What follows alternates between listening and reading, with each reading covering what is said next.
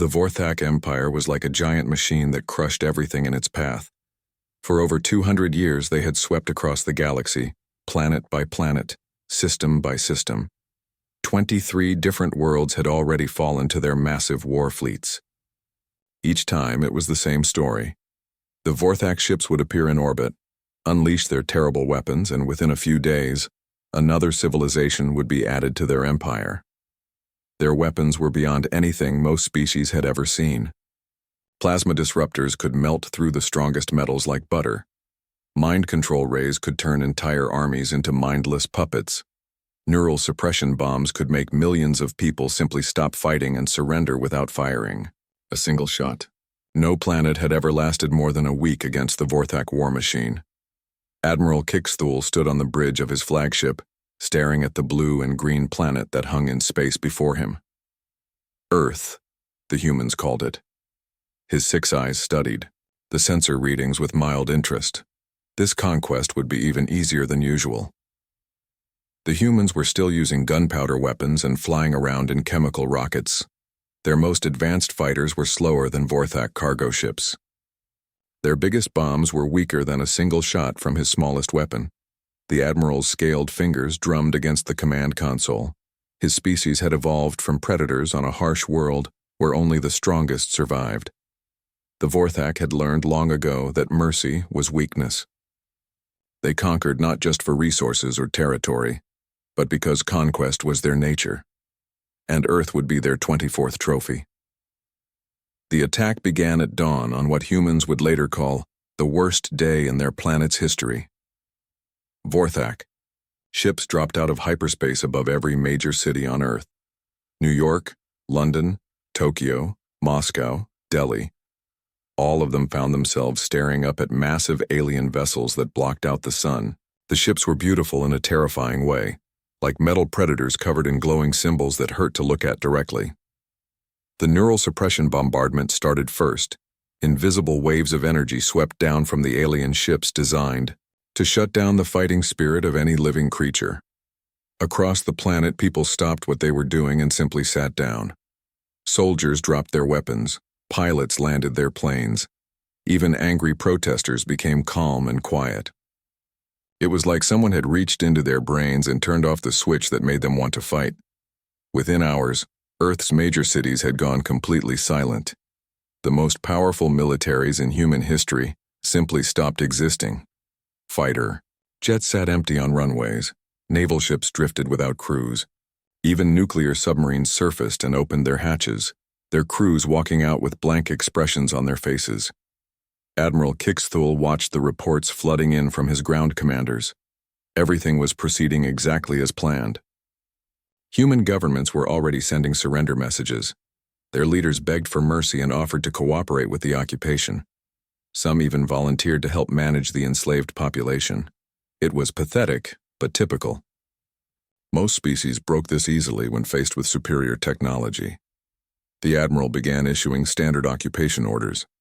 Phase 1 was complete, military resistance eliminated. Phase 2 would involve sorting the human population into useful categories. The strongest would become laborers. The smartest would become technicians and administrators. The rest would be processed for whatever resources the Empire needed. It was efficient, ruthless, and had worked perfectly on 23 previous worlds. But then something strange began showing up in the intercepted human communications. Radio signals that his translation computers were picking up mentioned something called special forces that had somehow gone underground, or went dark. The messages were brief and used codes that the Vorthak computers couldn't break. Most of the signals came from remote areas, mountains, forests, deserts, places where there shouldn't have been any organized human presence. Admiral Kixthul dismissed these signals as meaningless noise. Probably just scattered survivors hiding in caves, telling each other brave stories to feel better about their defeat. Every conquered species had groups like this, holdouts who refused to accept reality. They never lasted long. Within a few weeks, hunger and cold would drive them out of hiding, and they would join the rest of their species in slavery. Deep inside Cheyenne Mountain in Colorado, Far below tons of solid rock and steel, Colonel Park Ji-ho sat in front of a communication console that was probably the last working military equipment left on Earth. The bunker around him had been built during the Cold War to survive nuclear attacks, but it was also hardened against the electromagnetic pulses that preceded alien neural suppression waves. While the rest of the world fell silent, this buried command center remained operational for just a few more precious hours. The colonel's face was hard as stone as he listened to the final reports coming in from around the globe. Every major military installation had gone quiet. Every government had either surrendered or simply stopped responding. The chain of command that had taken centuries to build had been shattered in a single day. But Park Ji-ho had been preparing for this possibility his entire career. There were plans within plans, protocols that went deeper than any official military structure. His fingers moved across the keyboard, sending out a message that would reach special communication networks hidden around the world. Networks that used old technology the aliens might ignore. Networks that connected to people who had been training their entire lives for exactly this scenario. People who knew that sometimes the best way to fight a technologically superior enemy was to become something they couldn't understand or predict. The message was short, but every word had been carefully chosen. Ghost Protocol is active. All SF units are weapons-free. Show them why they should have picked a different planet. Park Ji-ho leaned back in his chair and allowed himself a grim smile. The aliens had won the first battle, but they had made one critical mistake. They thought that conquering Earth would be like conquering any other world.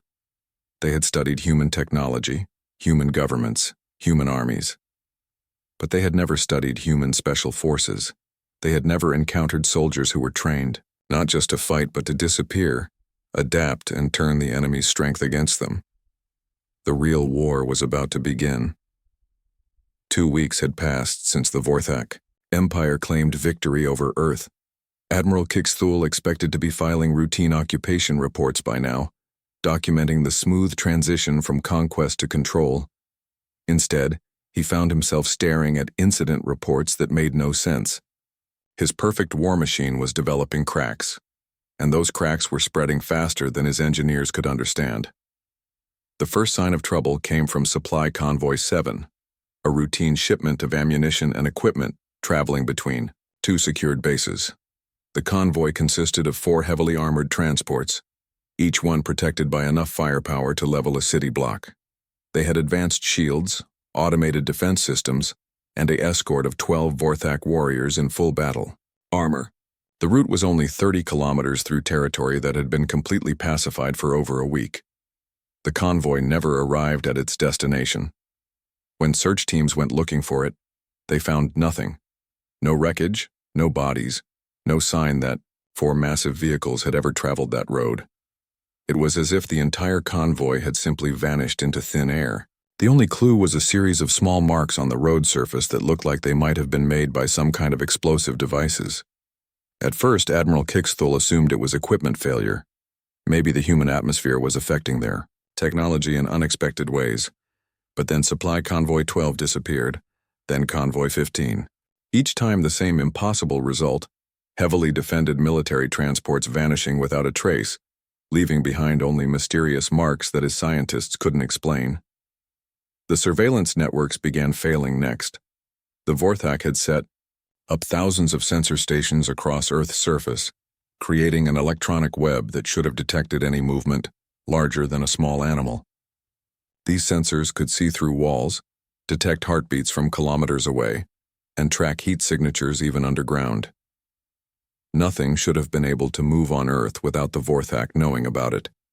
But the sensors started going offline, one by one.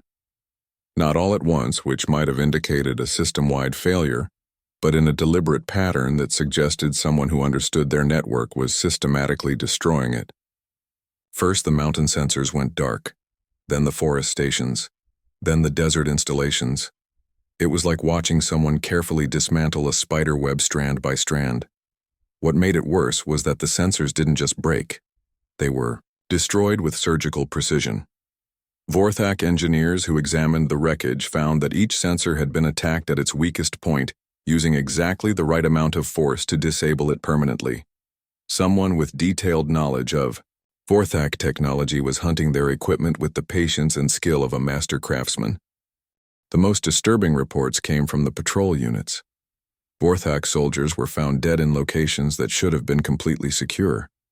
Not just dead, but killed with weapons that, according to all scientific analysis, should have been useless against their armor. Human bullets were primitive chunks of metal fired by chemical explosions. Vorthak battlesuits were made from materials that could withstand plasma blasts and energy weapons. A human bullet hitting Vorthak armor should have been like throwing a pebble at a tank, yet the evidence was undeniable. Perfectly round holes punched through the strongest armor the Empire had ever created. Entry wounds that showed the bullets had not only penetrated the outer shell, but had somehow maintained enough velocity to cause fatal damage to the warriors inside. The physics didn't make sense, but the bodies told their own story. Sergeant Vextar had been a warrior for over 20 years. He had fought in 12 different conquest campaigns and had never lost a single soldier under his command. His squad was considered one of the finest in the Imperial Army, veterans who moved with the coordination of a hunting pack and the discipline of a machine. When they were assigned to patrol the ruins of what humans had called Detroit, Vextar expected another boring day of walking through empty buildings and filing reports about scattered human survivors. The patrol began normally enough. His 8-man squad moved through the abandoned streets in perfect formation, their sensors scanning for any sign of life. The city was a wasteland of broken concrete and twisted metal, exactly what you would expect after orbital bombardment. Vextar's enhanced hearing could detect the scurrying of small animals and the whisper of wind through broken windows, but nothing that suggested intelligent life. They had been moving for maybe 20 minutes when Vextar realized he was alone. One moment his squad was spread out around him in their standard patrol pattern. The next moment he was standing by himself in the middle of an empty street. No sound of battle, no cries for help, no energy weapon discharges. His soldiers had simply vanished. Vextar activated his emergency beacon and started searching frantically for his team. He found them scattered throughout a 3-block area, each warrior lying motionless beside piles of discarded armor. The armor told the story that Vextar's mind refused to accept. Clean holes punched through metal that should have been impenetrable, holes made by primitive human weapons that had somehow found their way through the most advanced defensive technology in the galaxy. 300 kilometers away, Captain Lee Min-ho lay flat on his stomach on the roof of a half-destroyed office building, watching another Vorthak patrol through the scope of his rifle. The weapon in his hands looked primitive compared to alien technology, but Min-ho had been modifying it for 2 weeks. Tungsten cores salvaged from industrial equipment, propellant charges carefully calculated for alien physiology. Even the metal of the bullets themselves had been changed to something that could punch through energy shields. Beside him, Sergeant Kim So-young whispered range calculations and wind speed data. She had been his spotter for 5 years, and they worked together like 2 parts of the same machine. Min-ho made tiny adjustments to his scope, compensating for the aliens' enhanced bone density and the way their internal organs were arranged, differently from humans. The shot was perfect. 800 meters through a crosswind, hitting a target that was moving in an unpredictable pattern. The alien commander dropped instantly and chaos erupted in the patrol below. But Min-ho was already moving, sliding backwards off the roof and disappearing into the building's stairwell. By the time the aliens figured out where the shot had come from, he and So-young were 6 blocks away, invisible in the urban wasteland that had once been a thriving city. The Vorthak were learning a hard lesson that human special forces had perfected over centuries of warfare. Sometimes the most advanced technology in the universe couldn't protect you from an enemy who understood that war wasn't about having the best equipment. It was about being smarter, more patient, and more willing to do whatever was necessary to win. The shadows were striking back, and the mighty Vorthak Empire was discovering that some planets fought differently than others. Admiral Kixthul had conquered worlds where entire armies threw themselves against his forces in desperate last stands. He had faced species that built massive fortifications and fought bitter siege warfare for months. He had even encountered civilizations that used guerrilla tactics, hiding in jungles and mountains to launch surprise attacks. But in over 30 years of military service, he had never seen anything like what was happening on Earth. The casualty. Reports kept getting worse. In just 2 weeks, the Vorthak Empire had lost more soldiers than in their previous 10 conquest campaigns combined. But these weren't losses from massive battles or heroic final stands. These were small, precise cuts that were slowly bleeding his army to death. A patrol would go missing here, a supply depot would be destroyed there, and bit by bit, his seemingly unstoppable war machine was falling apart. What made it truly terrifying was how the humans fought. Every other species the Vorthak had conquered followed predictable patterns. They would mass their forces for big battles, defend important locations, or retreat to fortified positions where they could make their last stand. These tactics made sense to the Vorthak military mind. You could plan for them, counter them, eventually overcome them through superior firepower and technology. But the humans didn't fight like that at all. They appeared from nowhere, struck with devastating effectiveness, and vanished before the Vorthak could even figure out what had happened. They never defended anything that seemed important, never gathered in large groups, never gave the Vorthak anything solid to target with their overwhelming military advantage. It was like fighting smoke or shadows. You could see the damage they caused, but you could never get your hands on them. Even more disturbing was how quickly the humans adapted. The Vorthak would develop a new tactic or deploy a new type of sensor, and within days the humans had figured out how to counter it. They learned faster than should have been possible, as if they had access to Vorthak military databases or could somehow read their enemies' minds. Every advantage the Empire thought they had gained would disappear almost as soon as they tried to use it. The breakthrough came when tech specialist Vernox, a young engineer who specialized in surveillance equipment, managed to capture actual footage of a human attack. He had been working on a new type of hidden camera system, something so small and well concealed that even the most paranoid enemy wouldn't detect it. The cameras were placed around a supply depot that had already been attacked twice, in hopes of finally getting a look at Earth's mysterious defenders. The footage was unlike anything in Vorthak military archives. The recording showed 6 human figures moving through the facility with a grace that reminded Vernox of the apex predators from his home world. They moved without sound, communicated through hand signals that were clearly part of a sophisticated system, and demonstrated a level of tactical coordination that spoke of years of professional training. What shocked Vernox most was how the humans moved through the facility. They didn't just know where the guards were, they seemed to understand the entire security system better than the Vorthak soldiers who operated it.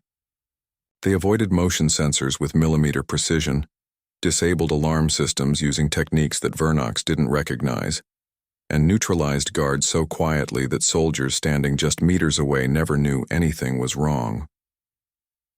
But the most disturbing part of the recording came when one of the guards managed to activate a neural suppression field directly on top of the human infiltrators. This technology had never failed to stop enemy resistance.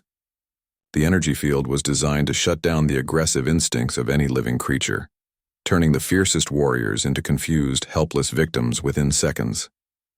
The humans didn't even slow down.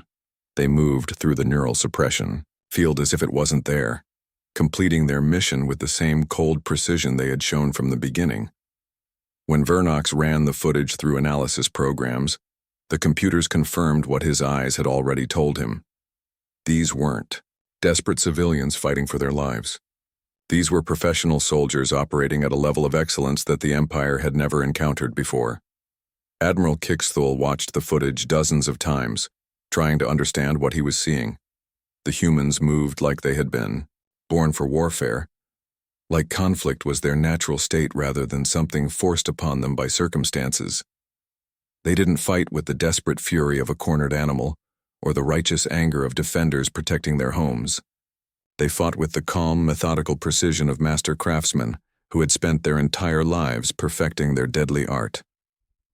3 levels below the Vorthak supply depot, Major Choi Hye-jin crawled through a ventilation shaft that was barely wide enough for her shoulders. Behind her, 5 other members of her special operations team followed in single file, each movement carefully planned to avoid the motion detectors they had learned to identify over weeks of careful observation. The metal shaft was hot and cramped, but Hyojin had endured far worse conditions during her 15 years of military service. She had trained for this kind of warfare her entire career. Asymmetric conflict, they called it in the textbooks, fighting an enemy who had every possible advantage except one. The stronger enemy would always have better weapons, better technology, better numbers. But they would also have weaknesses that came with their strength. They would become dependent on their technology, predictable in their tactics, overconfident in their superiority. The key was learning to think like a human while your enemy thought like a machine. The Vorthak had studied human governments, human armies, human technology. They had prepared for every conventional response Earth might make to an invasion. But they had never studied what made humans truly dangerous: their ability to adapt, improvise, and turn their enemies' advantages into weaknesses. Every piece of Vorthak technology became a tool in human hands. Their advanced sensors could detect large groups of humans, so humans moved alone or in tiny teams. Their energy weapons were devastating in open combat, so humans never fought in the open. Their neural suppression fields could control normal human emotions, so humans trained themselves to fight without emotion, like cold, calculating machines. Hyojin reached the end of the ventilation shaft and carefully removed the cover, listening for any sound that might indicate guards nearby. The facility was quiet, except for the hum of alien machinery and the distant conversation of Vorthak soldiers who had no idea that death was crawling through the walls above their heads. She checked her watch. They had exactly 18 minutes before the next security patrol would pass through this section. Her team had spent 3 days studying this facility, learning the patrol schedules, mapping the security systems, identifying the critical components that would cause maximum damage with minimum effort. They knew which guards were lazy, which sensors had blind spots, which doors had faulty locks. The Vorthak saw a heavily defended supply depot. Hyojin saw a puzzle that she had already solved. As she dropped silently into the corridor below, Hyojin allowed herself a brief moment of satisfaction. The aliens had made one crucial mistake in their calculations. They had assumed that superior technology would always defeat inferior technology. They had never considered the possibility that sometimes the most dangerous weapon wasn't the most advanced one. It was the one wielded by someone who understood that victory wasn't about having the best equipment, but about being willing to do whatever was necessary to win. The hunt was on, and the Vorthak were about to discover that they weren't the apex predators they thought they were. Fear was something the Vorthak Empire had always used as a weapon, but now it was turning against them. What had started as isolated incidents of missing patrols and destroyed supply lines had grown into something that was eating away at the very soul of their army. Soldiers who had conquered entire star systems were now refusing to leave their bases. Warriors who had faced plasma artillery and orbital bombardments without flinching were terrified of walking through empty human cities. The stories spread through the ranks like wildfire. Patrol units would report seeing movement in abandoned buildings, only to find nothing when they investigated. Guards would hear footsteps in empty corridors, voices whispering in languages their translators couldn't understand, shadows moving where no shadows should exist. Soldiers swore they were being watched constantly, that invisible eyes were studying their every move, learning their weaknesses, planning their destruction. Commander Thexval of the 47th Infantry Battalion had to deal with his first case of mass insubordination when an entire company refused their deployment orders. These weren't fresh recruits or weak-willed conscripts. These were veteran soldiers who had fought in 7 different conquest campaigns. But when ordered to patrol the ruins of what humans called Chicago, they simply sat down and refused to move. "It's not natural, sir," Corporal Zix then had explained, his voice shaking despite his efforts to remain composed. "The humans, they don't fight like anything we've ever seen. They're not there, and then they are, and then they're gone again. Our sensors can't track them. Our weapons can't hit them. It's like they're ghosts, sir. Ghosts that kill." The psychological reports painted an even grimmer picture. Vorthak medics were treating soldiers for conditions they had never seen before. combat stress disorders that manifested as paranoia, insomnia, and an overwhelming sense of being hunted. Warriors who had once marched confidently through hostile territory now jumped at every sound, fired at shadows, and begged not to be sent out on patrol duty. What made it worse was that the humans seemed to understand exactly what they were doing to Vorthak morale. They would leave bodies in positions where they would be found by the next patrol, arranged in ways that sent clear messages about human capabilities. They would disable equipment without destroying it, showing that they could have killed sleeping soldiers but chose not to, leaving survivors to spread fear through their reports. Every action was calculated to maximize psychological impact. Admiral Kixthul knew he was losing control of his army. Soldiers who wouldn't fight were worse than useless. They were a burden that could lead to complete military collapse. The neural suppression technology that had worked so effectively on human civilians had no effect on Vorthak warriors suffering from combat stress. Fear, it seemed, was stronger than mind control when it came to his own troops. The solution came from the Empire's most classified military archives. The Void Stalkers were enhanced super soldiers created through genetic modification, cybernetic augmentation, and years of specialized training. They were stronger than normal Vorthak warriors, faster than Olympic athletes, and equipped with sensory implants that could detect a heartbeat from half a kilometer away. Most importantly, they had been psychologically conditioned to feel no fear, no doubt, no mercy. In over 50 years of service, the Void Stalkers had never failed to eliminate an insurgent threat. They were the Empire's final solution for problems that conventional forces couldn't handle. If regular soldiers were like hammers, the Void Stalkers were like precision surgical instruments, designed to cut out threats with minimal collateral damage and maximum efficiency. The first Void Stalker team deployed to Earth consisted of 6 enhanced warriors led by Huntmaster Kexthara, a veteran who had personally eliminated over 300 insurgent leaders across 12 different worlds. Their mission was simple: locate and destroy the human special forces operating in the ruins of New York City. Intelligence suggested that eliminating the human leadership would cause their resistance network to collapse. The team lasted exactly 4 hours and 17 minutes.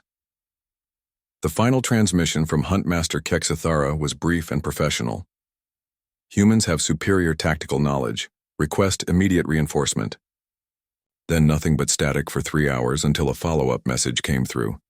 Human voices speaking in calm, measured tones, discussing weapon modifications and target identification as if they were having a casual conversation about the weather. The second Void Stalker team was larger and better equipped. 12 enhanced warriors with the most advanced tracking technology the Empire possessed, deployed to hunt the humans in the desert regions of what had once been called Arizona. These warriors had trained specifically for desert warfare, could survive for weeks without water, and had thermal vision that could detect body heat through solid rock. Their final transmission came 18 hours after deployment.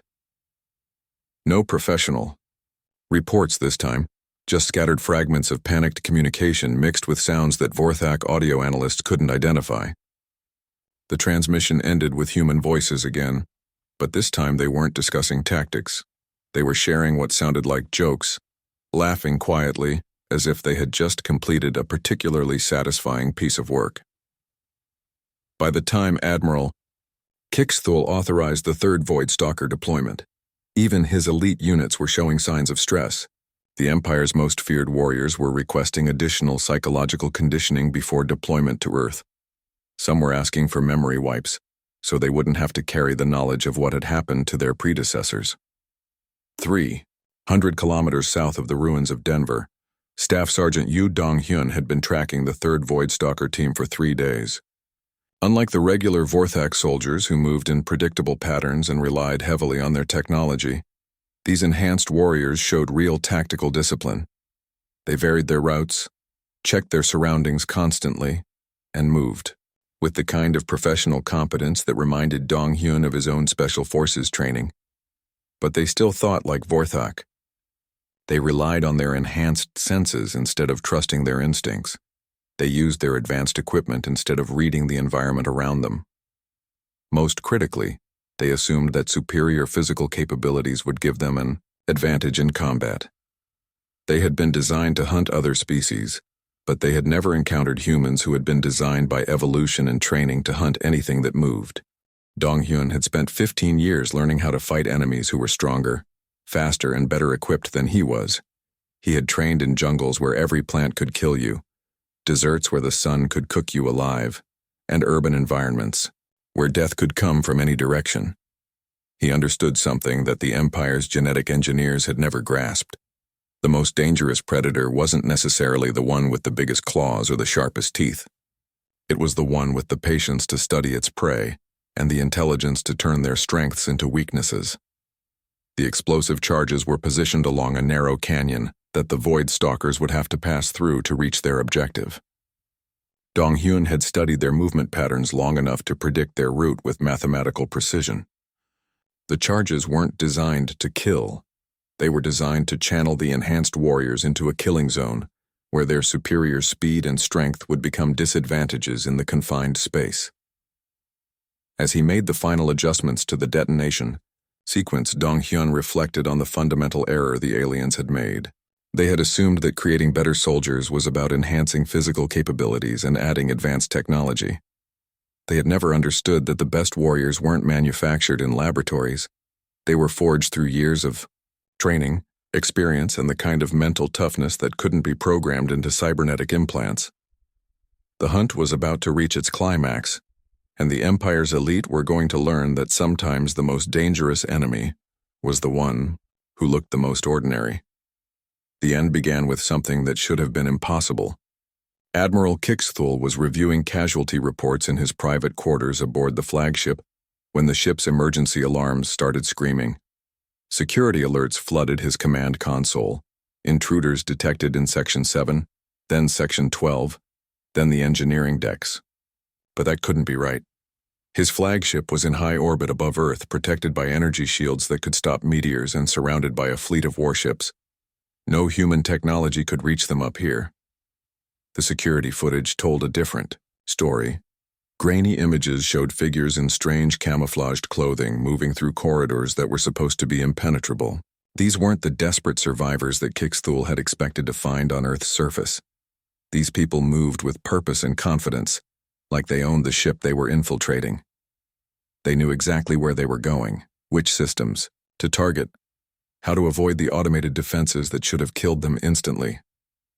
What terrified the Admiral most was how much these humans seemed to know about Vorthak technology. They weren't randomly destroying equipment or setting off bombs like desperate saboteurs.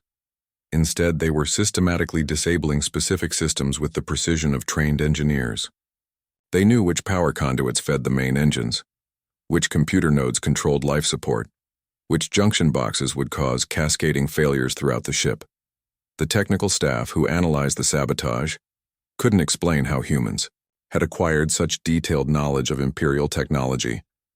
The systems being targeted weren't just classified, they were so secret that most Vorthak engineers didn't understand how they worked. Yet these primitive Earth creatures were dismantling them like experienced technicians who had been working on Vorthak ships their entire lives. The final insult came when the ship's communication system activated without authorization.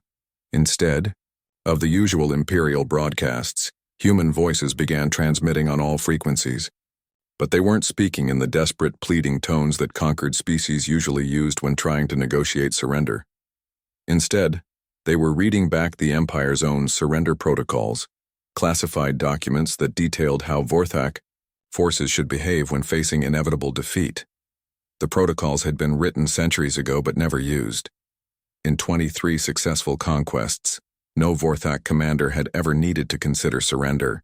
The documents existed only as a theoretical framework, buried so deep in classified archives that most officers didn't know they existed. Yet somehow these humans had not only found them, but were broadcasting them back to the fleet with what sounded like barely concealed amusement. Admiral Kixthul listened to his own species' surrender procedures being read in calm, professional human voices, and realized that the war was over, not because his forces had been destroyed in some massive battle, but because an enemy he had dismissed as primitive had systematically dismantled his army piece by piece. The mighty Vorthak Empire, conqueror of star systems, had been defeated by creatures who still used chemical rockets and metal bullets. The evacuation order went out within hours. Every Vorthak ship in the Sol system received the same message: immediate withdrawal to deep space, no exceptions, no delays. Commanders who tried to argue were cut off mid-transmission. Transport ships began lifting off from Earth's surface, abandoning equipment and supplies in their haste to escape. The occupation that was supposed to last forever ended in chaos and panic. As the massive Imperial fleet gathered in high orbit, preparing for the jump to hyperspace, Admiral Kixthul sat down to write the most difficult report of his career. The document would be filed in the deepest vaults of Imperial intelligence, studied by military analysts for generations, and ultimately become the reason why no Vorthak ship would ever enter the Sol system again. Species designation: human, he began, his clawed fingers moving slowly across the keyboard. Homeworld: third planet of Sol system, locally designated Earth. Status: avoid all contact under any circumstances. Threat assessment: extreme. The report continued for pages, detailing every aspect of human combat effectiveness that had surprised and overwhelmed Imperial forces. But the conclusion was simple and terrifying. Humans possess no significant technological advantages, but demonstrate tactical adaptability and individual combat effectiveness that renders standard conquest protocols completely ineffective. They do not fight merely for survival or territory. They fight because warfare appears to be their natural state, and they have achieved a level of martial excellence that surpasses any species in Imperial records. The Admiral paused before writing the final paragraph, knowing that his words would determine how the Empire viewed humanity for centuries to come. Recommendation: the Sol system should be designated as forbidden space. Humans are not merely another primitive species to be conquered. They are apex predators who have evolved warfare into an art form. Any future contact with this species should be avoided at all costs. On Earth's surface, Colonel Park Ji-ho stood on the roof of a building that had somehow survived both alien bombardment and 43 days of urban warfare. The morning sun was painting the sky in shades of orange and pink as the last Vorthak ships disappeared into the darkness of space. Around him, other figures began emerging from hiding places throughout the ruined city. Special forces operators who had spent weeks living like ghosts, striking from shadows, turning the enemy's strength against them. The occupation had lasted exactly 43 days, longer than anyone had dared to hope they could survive, but shorter than the months or years that pessimistic analysts had predicted would be needed for victory. The aliens had come expecting to add Earth to their collection of conquered worlds. Instead, they were fleeing back to deep space carrying stories that would make humans the most feared species in the galaxy. Ji-ho allowed himself a small smile as he watched the sunrise. His teams had done something that military historians would debate for decades. They had defeated a technologically superior enemy using nothing but training, determination, and the kind of tactical brilliance that came from years of professional military excellence. The humans hadn't won through superior firepower or advanced technology. They had won by being better soldiers than their enemies thought possible. In the depths of space, the Vorthak fleet carried with them a new understanding of what it meant to encounter humanity. They had faced dozens of species across the galaxy, from primitive hunter-gatherers to advanced civilizations with energy weapons and space travel, but they had never encountered a species that treated warfare not as a necessary evil or a tool of conquest, but as a craft to be perfected through generations of study and practice. The humans hadn't just defeated the Empire's forces. They had outfought them, outsmarted them, and sent them running with their tails between their legs. The message was clear to anyone in the galaxy who cared to listen. Earth was defended by creatures who smiled in the darkness and made killing look like poetry in motion. They were apex predators who had turned warfare into an art form, and any species that wanted to test them was welcome to try. The Vorthak Empire would mark the Sol system as forbidden territory, warning future generations that some planets were better left alone. Sometimes the most dangerous predators were the ones that looked the most vulnerable, and Earth had just taught the galaxy that lesson in the most brutal way possible.